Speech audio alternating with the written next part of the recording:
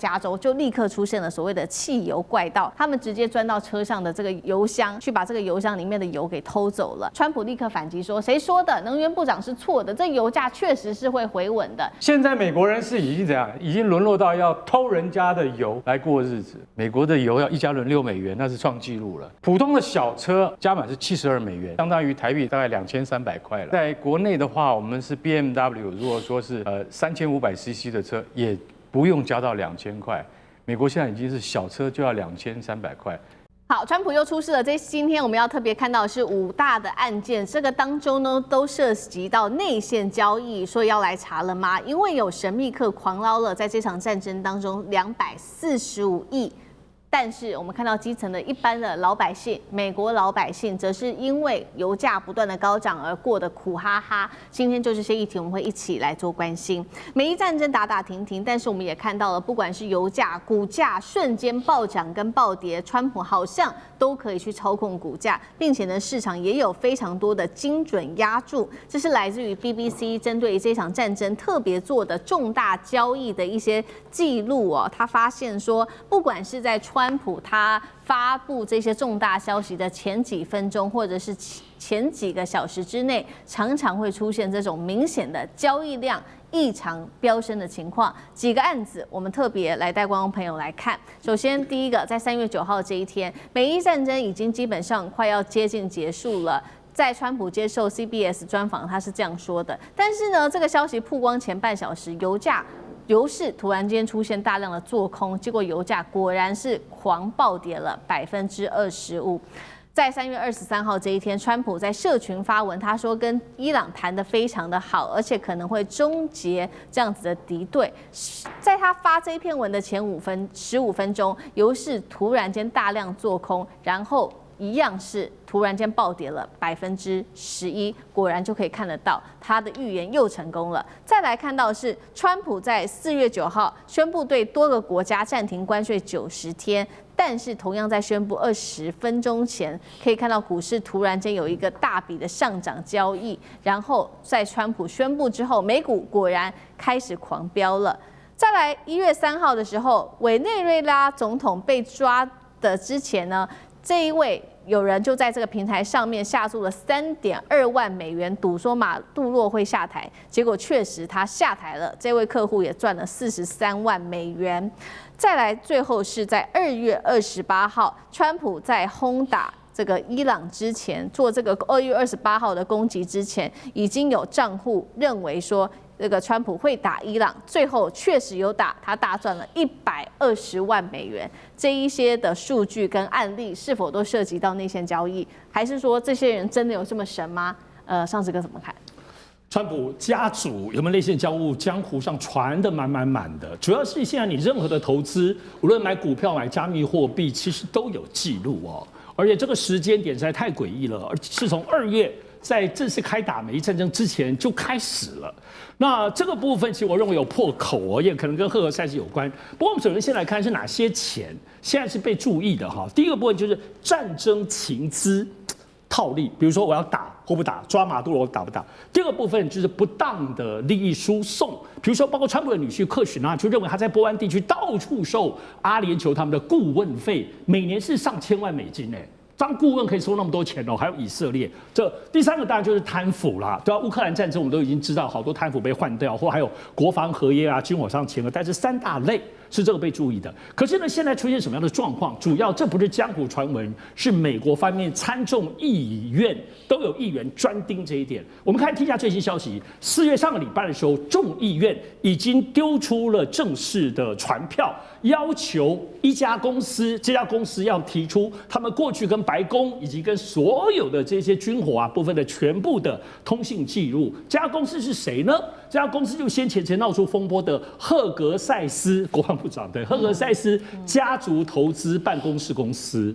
现在就是传出，为什么这个家族办公室就是类似像郭台铭有家族办公室投资，就是说这个家族而且来这里做投资，虽然规模不是很大，可是被发现，被谁发现呢？被美国参议院现在正在抓的这个伊丽莎白华伦，她是一个非常鹰派的，对于企业的这个道德监管更强烈的一个女议员哈。另外还有就是 Jerry Luskin， 这2个议员，他一个是针对于于赫尔塞斯家族这里。怎么说呢？他就发现说，2月的时候，赫尔塞斯家族买了好多国防军公约，2月底，然后他们就在看，然后而且就开始，然后另外一个就是在追克许纳收了阿联酋的很多的顾问费跟以色列顾问费，而他竟然跳进川普决定要不要打美伊战争的这个关键人士之一。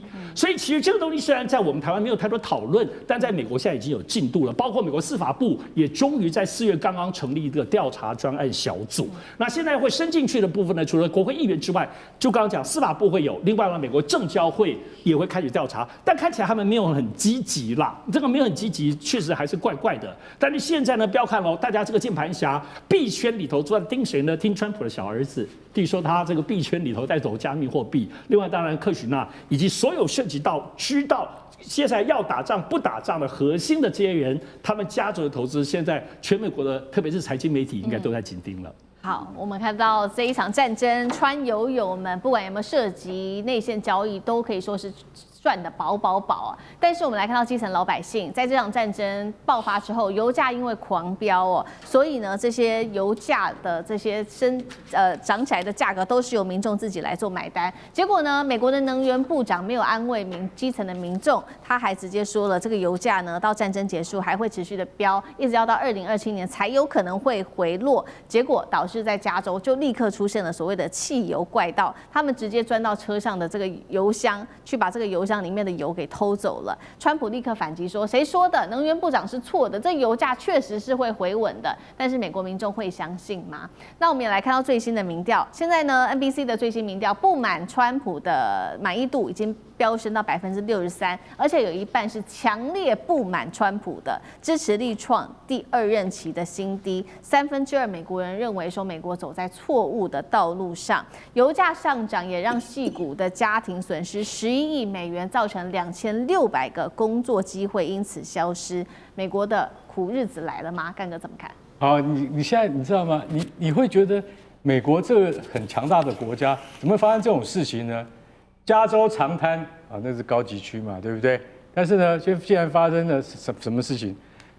有人去开车的时候，发现他上车没有发现怪事，等到他开上路以后，他觉得那个油急速往下掉，结果他就下来看一看，奇怪，我的车被人家挖了一个洞，在油箱上面挖了一个洞，已经快要没有油了。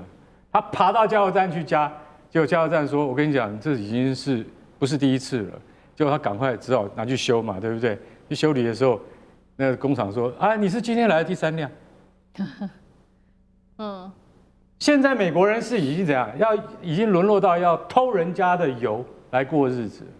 他说长滩哦很简单，它是这个大概是全美现在最贵的，1加仑6美元了。哎，美国的油要1加仑6美元，那是创纪录了。普通的小车加满是多少？就是一加仑是6美元嘛，加满是72美元，就是大概12加仑，总共是72美元。72美元相当于台币它大概2300块啦。啊，可是说句实在话，我们的在国内的话，我们是 BMW， 如果说是3500cc 的车，也不用加到2000块。美国现在已经是小车就要2300块，这样子你就比较有概念。也就是说，现在美国总统跟能源部长2个人讲法不一样。川普说只要战争打完了，油价就掉下来了。能源部长应该是最专业的吧？他说不会，今年之内都降不下来。也就是说，就算我停打了，不打了，油价也不会马上掉下来。现在又有一个人来插花，叫做财政部长贝森特。贝森特也说，可能一时降不下来。到底你要听谁的？我跟你讲，小民很可怜，因为小民光看到那个石油的价钱，头皮就发麻了。因为在台湾的我们都发麻，更何况是在美国自己当地本身的老百姓，因为油价的关系，他的生活会陷入苦境，连他们的长官的讲法都莫衷一是。所以战争对于老百姓，不要说伊朗的老百姓，对于和平世界的老百姓造成了多大的影响？那舰长又怎么看呢？我当初这个川普出来竞选的时候，我可以告诉你，我听完他讲之后，我是支持他的。如果我是美国人，我一定支持他。为什么？他的理念是这样子：我们美国是天选之国，全世界没有一个国家像我们美国这么的好。财产也好，这个地形也好，这个全世界的这个最优秀的人来也好，所以我当时我在看的时候，我就想说，哎，真的是不要管世界这么多事，你就只要做你自己，美国就会非常的富强。可是川普上来之后，你就看啊，他在做一个事情，就是他的财政这个失衡太厉害，所以他在做一个开源节流。开源就是关税，我征税；节流，你看他做了好多事啊，又删某些单位，又退群，就国际的好多退群，然后还要这个删减国防部的人。就你当时在看的时候，你就觉得，哎，对他都做的是对的，你知道吗？直到最近，你不是说全世界你不会涉入任何战争，你打伊朗干什么？打他这样子。然后第二个，你有没有发现，你一直说要删国防部，他原来删国防部的。结果现在明年国防部加多少钱？你们知不知道？5000亿，他已经是原来全世界大概花这个国防经费最多的，还加5000亿，然后又支援这个以色列。我突然才发觉，你讲的，你原来有理想，他说的这些东西，他很年轻的时候说过，我有看过也一个，我觉得说，哎，他一直以来都这样，但是他到老了之后，当了总统之后，他才发觉权力太大了。我再跟你讲。川普把他这个2.0视成他经商这一辈子最容易赚钱的4年，他们整个家族都在这捞钱，所以他就突然就迷失了自己了。审判倒数，现在这个纳坦雅胡干脆直接开火了，他空袭的黎巴嫩已经酿成了至今上千死伤，被轰。说他是用战争为自己的政治来续命。另一方面，以色列内部也怒呛说，川普的停火根本对以色列来说是一场国耻。川普的部分则是面临内外交火。现在 Mega 自己内部反噬，美国从拒战到现在强推，恐怕青年要上战场吗？而且现在网友呛说，川普你让自己的儿子先上吧。今天就这些议题，我们会一起来做关心。赶快来看到这一场战事到现在完全没有停火的迹象。伊朗的最高领袖穆吉塔巴再度的对外喊话，他说：“接下来我要为我的父亲来复仇，并且我要持续掌管荷姆兹海峡，现在进入到了全新的管理阶段，要求美国接下来要支付战争的损失。”但是这场战争要不要停下来？当然了，以色列占了一个非常重要的因素。以色列总理纳坦雅胡在9日的时候对黎巴嫩持续的发动的这一场空袭，造成了245人死亡，上千人受伤。与黎巴嫩他现在说的受到这个川普的压力吗？他现在说呢，除了发动攻击之外，另外他也愿意与黎巴嫩来持续的谈判。那么现在也在看说，为什么纳坦雅胡要在这个时间点上发动攻击，会不会跟他的政治生涯是有关系的呢？来自于路透社的独家报道，特别讲到了纳坦雅胡的这个涉贪案，在12日开始，本月的12日开始就会开始重新审理了。纳坦雅胡接下来恐怕面临监禁，会不会就是因为在这样子的原因之下，他决定要轰这个黎巴嫩？在审判倒数前来开火，被视为是为了政治续命来做的一个操盘。另外一方面，看到以色列的内部也完全的炸锅了。以色列的议员怒呛川普说：“你去和伊朗谈判，对于以色列来说就是国耻。”以色列的反对派也说，这场外交操作是以色列史上最大的一个灾难。不过，我们也来看到英国《卫报》针对以色列的各种动作做出了讽刺哦。他认为纳坦雅胡这一战3大目标到现在打了半天是全落空，包括没有推翻伊朗的政权，没有得到核武啊，现在是连实质削弱伊朗都谈不上。而是3月以来，我们看到以色列光是对于黎巴嫩的攻击，造成了死亡人数超过1800人，当中有许多都是孩童，至少有130名的孩童，另外还有120万人至今流离失所。今天节目一开始要特别请教苑老师，纳坦雅胡在这个涉贪案要开审之前前夕，对黎巴嫩开火造成上千死亡，就是为了自己的政治续命，还是为了国安的需要呢？同一时间，伊朗我们刚刚看到了穆吉塔巴说他要为父报仇，那么以色列的内部则是喊说停火是国耻。现在看起来是不是没有人愿意停下这场战争？苑老师怎么看？这个纳坦尼亚胡啊，为了自己的政治续命啊，已经搞了2年多了哈。为什么呢？因为从这个2年多以前的这个阿克萨洪水事件，就是攻打这个哈马斯的时候啊，一开始还装模作样的，不忍心太狠啊。那时候我记得我在节目中还讨论过，有轰炸的一个医院呢，以色列还强调说没有。之后的话呢就完全改变。现在的话呢，整个这个加沙走廊跟这个大安区一样密集啊，现在被炸得简直不像话了。那我必须要坦白讲啊，这个纳坦雅胡啊，他是一个纳坦雅胡这个姓在以色列是很有名的。因为他哥哥是突击队的队长，然后在乌干达事件里面就是说受伤以后被打到头，然后就带回来就是个尸体。那纳坦雅胡自己也干过突击队啊，就是也是干过军人，那个手段的极其凶残。但是以色列这个国家非常有趣啊，以色列这个国家的话呢，他们长期来讲啊。我对这个事情稍微有一点认知啊，因为我在研究的范围当中啊，我们这个里头哲学教授，这个特拉维夫请来的人比较多，跟他们聊过。犹太人他们基本上有一个共同的一个国家安全危机意识啊。我曾经问过一个以色列的教授，在特拉维夫过来的，我问他说：“你们为什么要对阿拉伯人这么凶残呢？”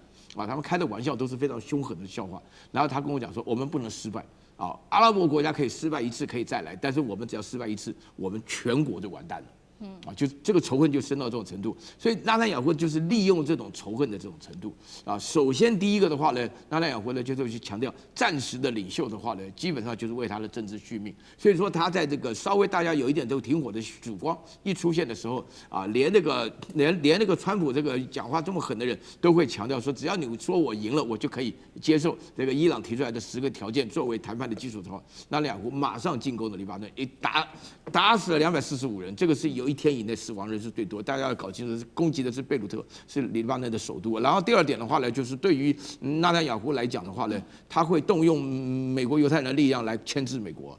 你想退门都没有，你要进来了你就不要想走。然后第3点的话呢，我必须坦白讲，以色列也是一个宗教国家，也是个一神教国家，甚至更疯狂、更勇猛。所以以色列目前为止在国内支持纳坦雅胡的人还真不少嘞。好，这个是针对于以色列的部分，我们看到至今迟迟没有办法停火。刚刚岳老师也讲到了这个有关于民族仇恨一个非常重要的一个历史因素。那另外一方面，我们来看到现在川普压力可大了，拉不住纳坦雅胡之外，可是内部现在内政问题也开始失火了。尤其呢，最近美国正在拟定的是最新的征兵制度，而且呢，拟定是说会不会12月就要上路，规定是这样的：18岁的男性30天之内将会自动建党。这个消息一出，是让美国民众非常的愤怒，网友就喊说：“要上战场，那就先让川普你自己的儿子巴伦上战场吧。”那么更尴尬的事情是，美国的这个战争部长赫格塞斯过去还呛过年轻人说：“你们就是太胖太蠢，才不愿意上战场。”现在回头他要这些人来上战场哦。那另外一方面，我们刚刚也提到了嘛。这个川普内部的 MAGA 派现在也开始反对川普了，尤其是这一位具有代表性人物的保守派重量级人物，过去都是挺川普的，这个是卡尔森。我们看到画面哦，他特别提到了对伊朗的毁灭言论，他认为是非常邪恶的，呼吁官员拒绝执行这种各种伤害平民的命令，直指川普有失智的风险，应该要解除他的职务。那么也看到目前美国民众对于川普的支持度，2个民调。第一个来自于 CNN 的民调，70%民众反对川普再砸2000亿美元打伊朗。另外一方面，路透社的最新民调，川普支持率跌到36%，当中经济满意度创下了2届任期新低，还不如拜登呢。厉将军怎么看？首先我讲一下美国的征兵的一个情形哈，在美国大概在2次世界大战的时候，他们是用征兵的方式啊，他们那时候年轻人都愿意上战场去打仗。为什么呢？因为日本偷袭了珍珠港造成所谓重大的伤亡，那激起所谓的这种国仇家恨，那有这种动力，所以他们愿意去参加征兵去打这场仗。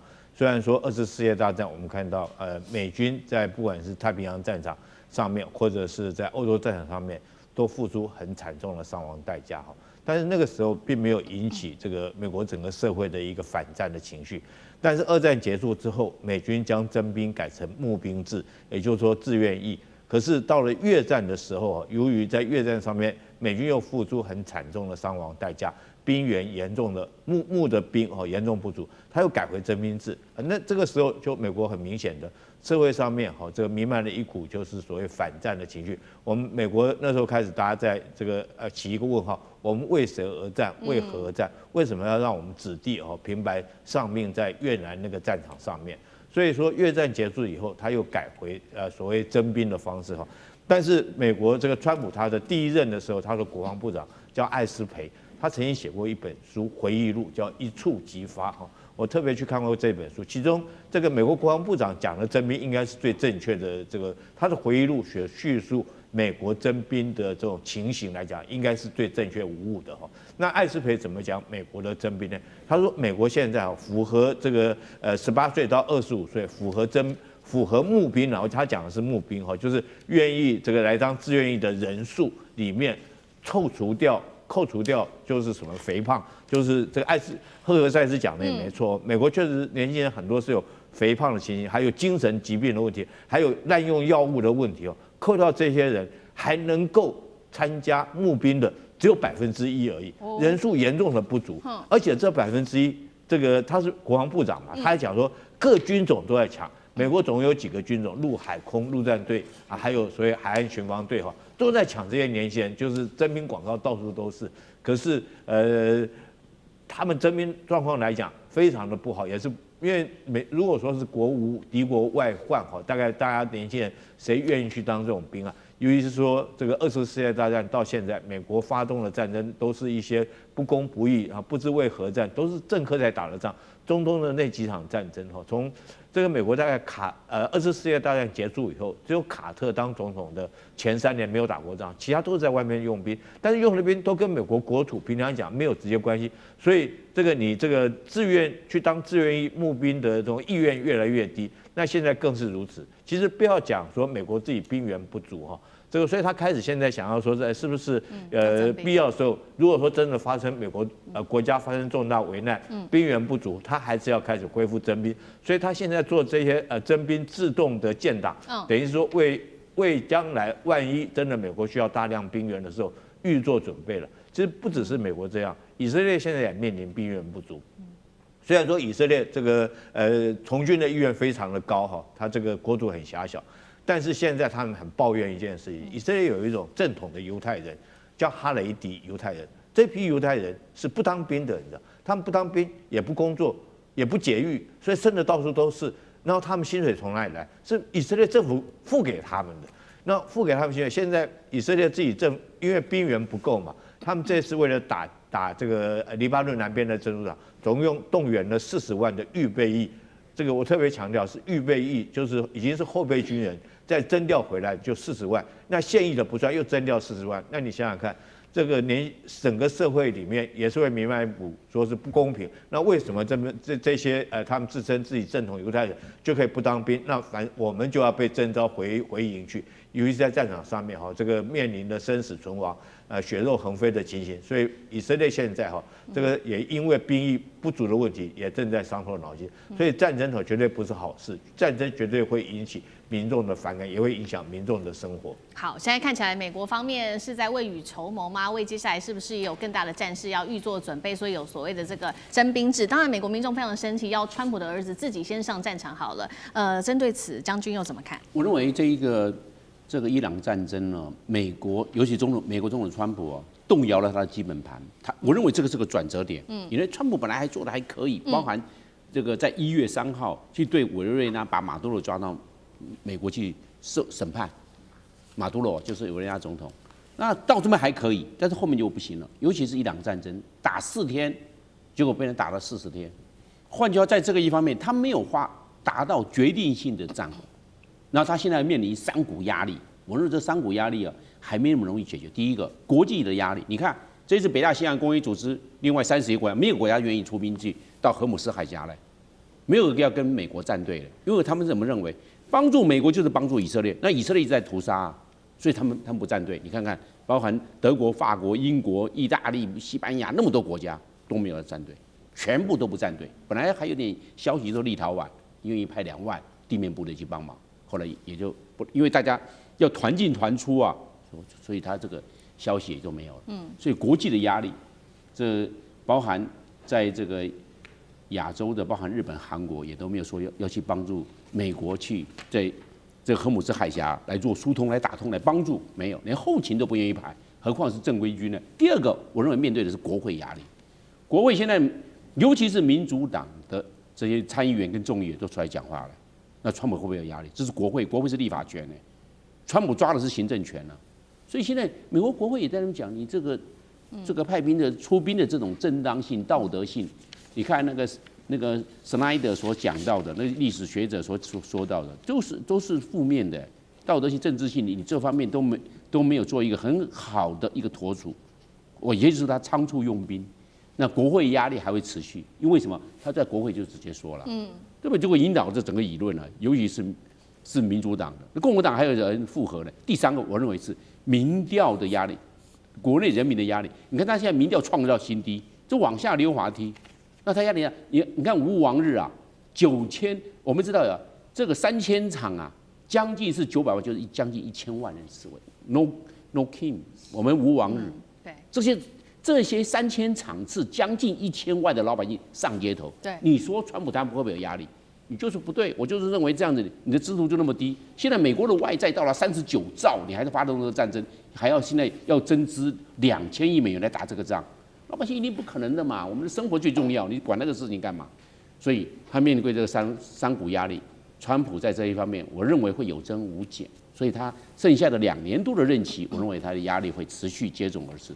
中美之间的不管是在经济、科技，甚至 AI 大战持续的开打，一向反中的川普这一回接受了福斯新闻的专访，大改口说呢，要招60万名的中国大陆的留学生到美国去，被视为是要替中国，难道要打造大陆的工程师大军吗？今天我们都会一次的来做解读，3个火线话题，今天会请来宾来帮我们做解答。首先我们来看到第一个哦，川普现在变脸了，骂完中国之后，又突然间要保护起大陆了，我们来看到的是川普替中国留学生说话，这一回可是惹毛了自己的基本盘哦。为什么他要替大陆说话呢？是选前的操作，还是来自于金主的压力呢？今天我们一起来做解读。第二件事情，刚刚说了，开放的留学生数量达到了60万人，但是现在 AI 中美之间不是正在冷战吗？为什么现在有一个说法是川普替中国来打造自己的工程师啊？那么川普放了史上最多的中国留学生进来，学者怒批啊，是在帮中国养 AI 军团。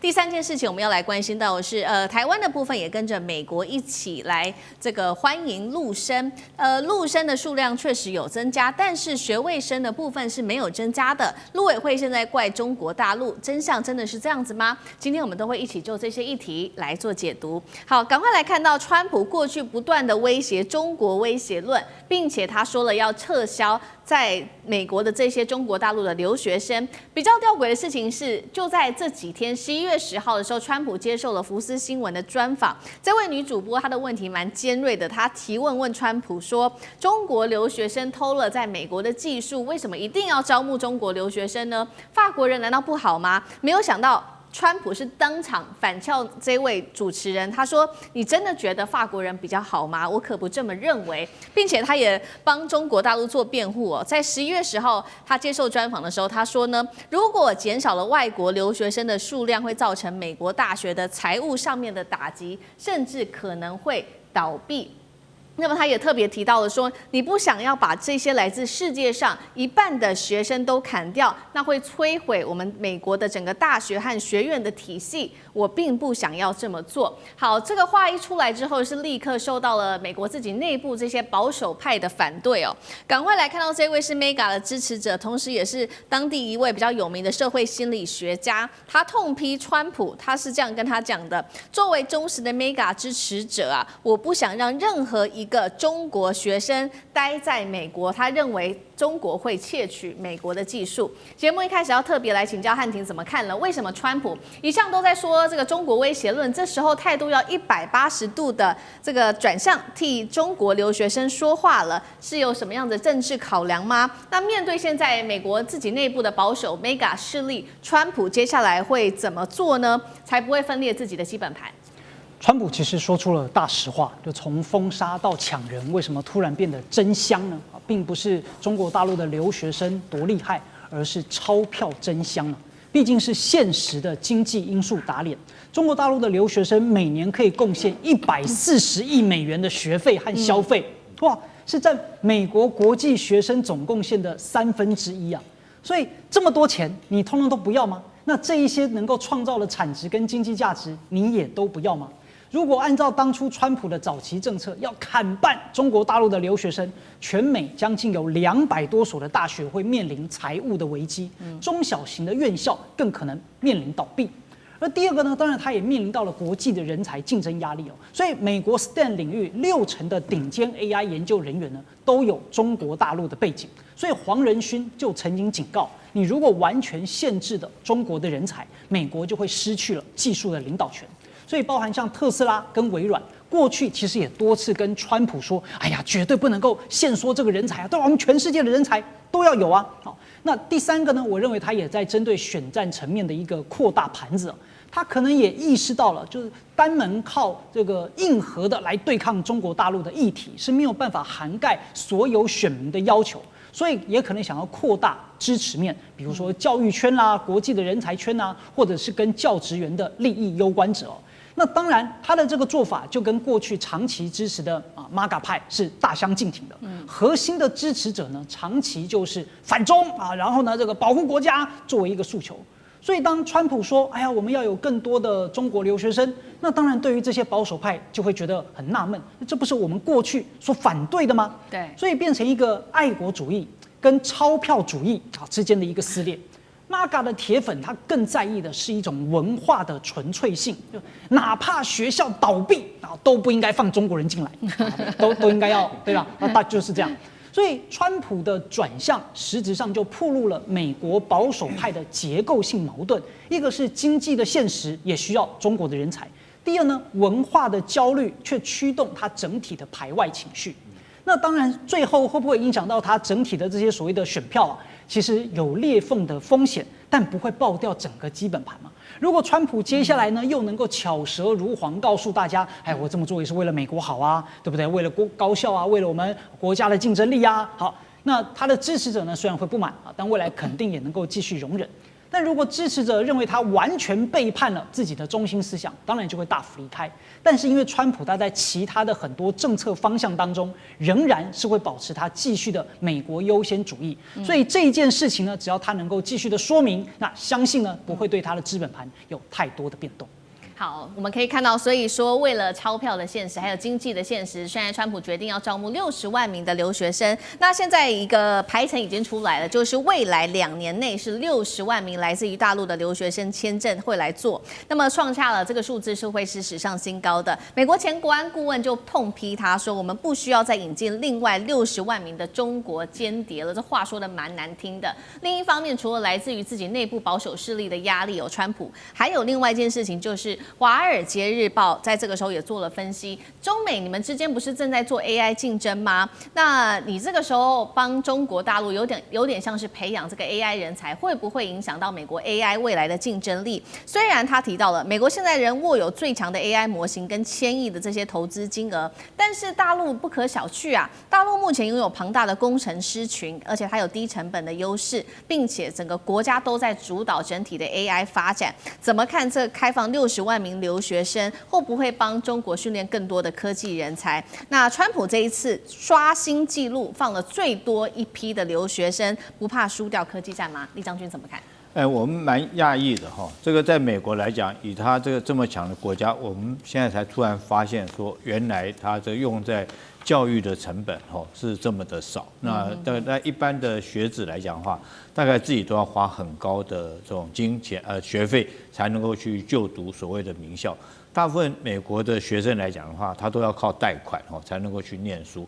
然后念完书之后毕业以后，当然你这等于说对投资自己了你这个投资了多少钱，那你后续来讲有没有机会回本回收？那比如说你假如说念的是哈佛、耶鲁等这个常春藤的名校来讲的话，你以后就业或许你赚的钱可以将这个学贷还完。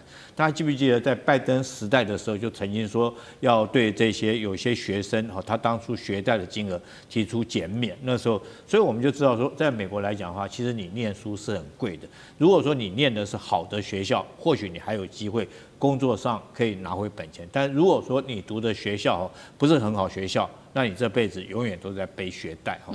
当然我们讲中兴之本就是在人才。那美国现在来讲，跟中国美中的对抗大概不外几项。第一个就是在地缘战略上面的围堵哈。我们看到不管是在印太地区的QUAD，或者是奥克斯跟澳洲的集团，或者是五眼联盟哈，甚至于跟日本现在想要成立一个小北约这种形态，对中国来实施围堵。但是我们看到这方面来讲，可能这个也力不从心的，因为今年来讲。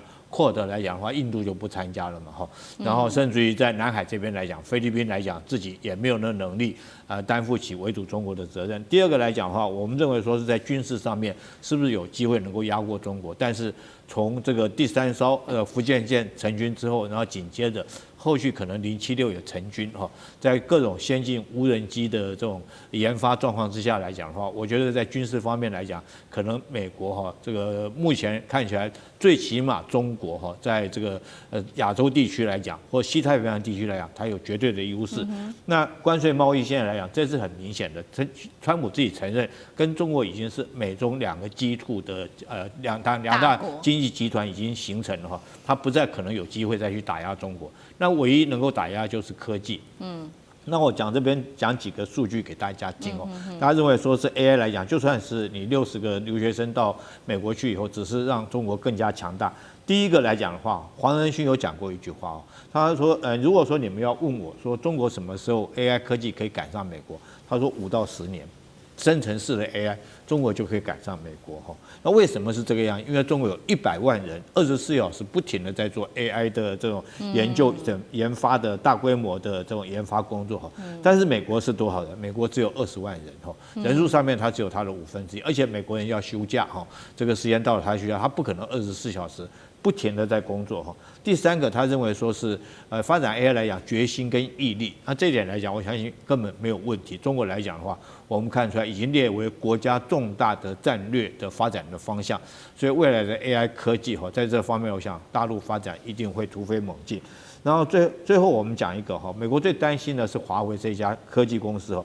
华为来讲，这个它现在的升腾910C 这个晶片哈，这个黄仁勋他说，他这个晶片跟他自己的 NVIDIA 最先进的 H100， 当然贝克威尔更先进了，他原来是 H100，他说升腾910C 的速度只是 H100只比它慢了8到12%，也就是但是它的数量哈，每个月他说每个月哦。910C 可以做20万片，那你看这种数量是怎么样的惊人呢？所以最后我认为说是，如果说是美国继续在科技方面这个继续打压中国，那制裁中国来讲的话，我觉得这种制裁结果只会就把这个 AI 最后冠军的奖杯是美国自己亲手把它颁给中国。是好，所以我们看到这个刚刚提到了嘛，所以美国现在说要这个招募的60万人，保守派势力也就说了，他们担心说你会不会这样做，反而有助于中国打这一场科技战呢？因为现在美国眼前最害怕的问题也是跟中国打这一场科技战。除了在美国方面针对这个陆生有所这个政策上面的修正之外，台湾的部分也跟着美国的脚步在做修正吗？我们来看到一个最新的数据，有关于大陆的研究生在台湾的人数，去年是2296人，今年只有光是1到6月，其实已经超过了去年的数字，达到了3046人。另外，在这个短短的暑期2个月的时间之内，台湾多所大学邀请了100位的陆生，500多位的陆生来台研修，并且还有400多位的陆生来台湾参加这些母校的校庆。但是比较吊诡的事情是，现在看起来虽然研究生的数量有在增加，但是有关于陆生新生来台的数字仍然是5年来都是持续的挂零。陆委会也同步喊话了，就说是中国大陆那边在卡人。干哥怎么看？